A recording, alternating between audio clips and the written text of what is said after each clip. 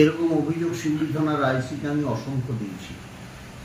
আমি আগেই বলেছিলাম যে এখানে এই আইসি সাহেব আসার পর থেকে শিউরি ২ নম্বর ব্লকের বিভিন্ন জায়গায় এভাবে বিভিন্ন আগ্নেয়াস্ত্র, ফায়ার আর্মস এবং এক্সপ্লোসিভ মজুদ রয়েছে, কিন্তু আদৌ রিকভারি হবে কিনা আমি জানি না।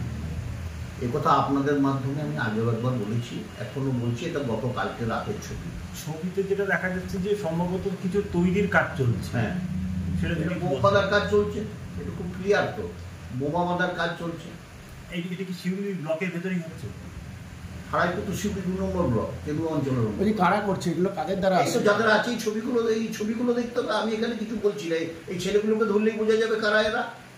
এদের পেছনে কি প্রভাবশালী কারো হাত রয়েছে? আমি কার হাত আছে সব বেরিয়ে যাবে, সব বেরিয়ে যাবে। এই ছেলেগুলোকে ধরলেই তো সব বেরিয়ে যাবে। রাত্রে হারাইপুরে রাত্রি ১টার সময় বোমা পাঠিয়েছে এরাই যারা বোমা বাঁধছে। এইগুলো কি কিছু বলার অপেক্ষা রাখে? এইগুলো আমি কি বলছি, আমি যে তথ্যগুলো দিচ্ছি এইগুলো কি বলার অপেক্ষা রাখে কারা পাঠাচ্ছে? এই কাজটাই তো এরা করছে। এসব মূলত কেন করছে? বোমা বাঁধা বা আগ্নেয়াস্ত্র মজুত করা কি কারণে? এলাকাটাকে অশান্ত করার জন্য যা খুশি তাই করছে, এবং পুলিশি নিষ্ক্রিয়তা, শিউরি থানার পুলিশের নিষ্ক্রিয়তার জন্য এই জিনিসটা হচ্ছে। বোমটাকে বাঁধছে হারাইপুর সংসদে যে মহিলা মেম্বার রয়েছে তার স্বামী সেন্টু, যিনি নুরুল ইসলামের ছায়াসঙ্গী, যিনি বোম বারুদের কথা বলছেন, আগ্নেয়াস্ত্রের কথা বলছেন, বর্তমান ব্লক সভাপতি নুরুল ইসলাম।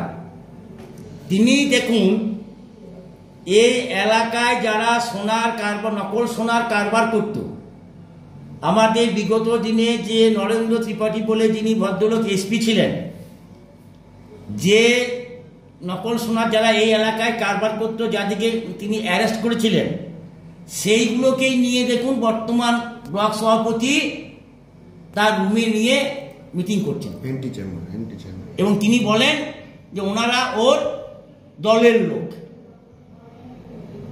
কিছুই না, আমাদের এই এলাকায় যে সোনার যে ২ নম্বরই সোনার যে নকল সোনার যে কারবার হতো, সেখান থেকে কোটি কোটি টাকা কিছু ব্যক্তির পকেটে যেত। বর্তমান আইসি সেগুলোকে বন্ধ করে দিয়েছেন, তাদের পকেটে এখন টাকা যাচ্ছে না। তাই বর্তমান আইসির বিরুদ্ধে একটা মিথ্যা চক্রান্ত চলছে, এবং সেই চক্রান্ত করে আইসিকে এখান থেকে সরানোর একটা ব্যবস্থা, যাতে সরিয়ে দিয়ে আবার আগামী দিনে সোনার কারবারটাকে চালানো যায়, তাদের পকেটে যাতে পয়সা আসে, এই ব্যাপার। আবার দেখুন, শিউরি ২ নম্বর ব্লক বেশ কিছুদিন ধরেই একটা উত্তেজনাপূর্বক এরিয়া হিসাবে আমাদের কাছে চিহ্নিত আছে। আমরা বিগত দিনে কোর কমিটির বিষয়টা আলোচনা করেছি, আবার ১২ তারিখ কোর কমিটি মিটিং আছে, ওই মিটিংয়ে আলোচনা করব। কোথা থেকে এরা উৎসাহিত পাচ্ছে আমার জানা নাই। আপনাদের জানা আছে বিগত ২ বছর ২৩-এ নির্বাচন করেছি, ২৪-এ নির্বাচন করেছি, বীরভূম জেলায় কোনো বোমাবাজি গুলিবাজি হয়নি। অথচ না জানি কোথা থেকে কার প্রলোভনায়, কার চক্রান্তে এই শিউরি ২ নম্বর ব্লকে বোমা আসছে, বোমা ফাটছে। যদিও বীরভূম জেলা পুলিশ প্রশাসন অতি সক্রিয় আছে, তারা সততা এবং নিষ্ঠার সঙ্গে সে বিষয়গুলি দেখছে। আমি ব্লক সভাপতির সঙ্গে কথা বলেছিলাম, তিনি এই বিষয় নিয়ে বলেছেন শিউরির পুলিশ প্রশাসনে একটা অংশ এর সঙ্গে যুক্ত আছে। যদিও একটা অংশ যুক্ত আছে, কিন্তু বাকি বীরভূম জেলা পুলিশ প্রশাসন অতি সক্রিয় আছে। আমি জেলার সর্বোচ্চ পুলিশ প্রশাসন কর্তার সঙ্গে কথা বলেছি, তিনিও বলেছেন এই বিষয়টা তিনি নিজে সরজমিনে তদন্ত করে দেখবেন।